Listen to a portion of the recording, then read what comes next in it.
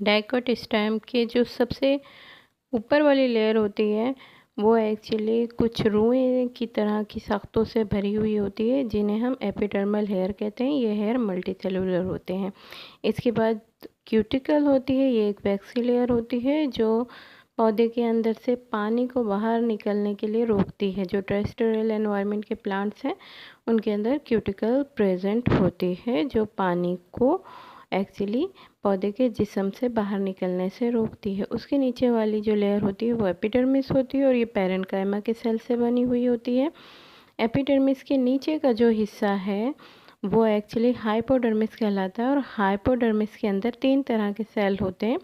सबसे ऊपर वाली ये जो 3 लेयर्स हैं ये एक्चुअली कॉलेनकाइमा के सेल हैं। ये थोड़ी सी मोटी दीवारों वाले सेल होते हैं और इनके बीच में एयर स्पेसेस ऑलमोस्ट ना होने के बराबर होती हैं। उसके बाद जो नीचे ये 2 जो लेयर्स हैं ग्रीन सेल्स की, इनके अंदर क्लोरोप्लास्ट बहुत ज़्यादा होते हैं। ये फोटोसिंथेटिक होते हैं और ये एक्चुअली क्लोरेनकाइमा कहलाते हैं, यानी पैरेन्काइमा की वो किस्म जिसमें क्लोरोप्लास्ट बहुत ज़्यादा हो और जो फोटोसिंथेसिस का काम करें वो क्लोरेनकाइमा कहलाते हैं।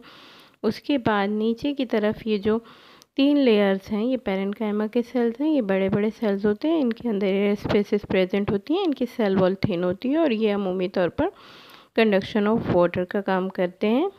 इसके नीचे ये जो एक लेयर नज़र आ रही है ये एक्चुअली एंडोडर्मिस कहलाती है। ये कॉर्टिकल रीजन और वस्क्यूलर रीजन को एक दूसरे से अलग रखने का काम करती है। अच्छा, डाइकोट स्टेम के अंदर एक्चुअली जो वस्क्यूलर बंडल होते हैं वो रिंग की शक्ल में अरेंज होते हैं और हर vascular bundle actually end arch होता है। एंड आर्च मीन्स जो जाइलम की वेसल्स होती हैं उनमें जो बड़ी वेसल्स होती हैं वो बाहर की तरफ होती हैं और जो छोटी वेसल्स होती हैं वो अंदर की तरफ होती हैं, यानी मेटाजाइलम बाहर की तरफ होती हैं और प्रोटोजाइलम अंदर की तरफ होती हैं।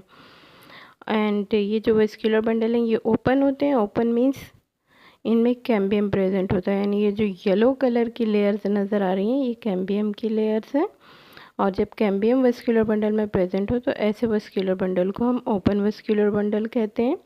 साथ ही साथ डाइकोट स्टेम का जो वेस्क्यूलर बंडल है वो एक्चुअली कंजॉइंट और कोलेटरल होता है। मीन्स के जाइलम और फ्लोएम एक ही बंडल में मौजूद होते हैं और फ्लोएम बाहर की तरफ होता है और जाइलम अंदर की तरफ। ये जो लाइट ब्लू कलर का रीजन नज़र आ रहा है ये एक्चुअली फ्लोएम का रीजन है।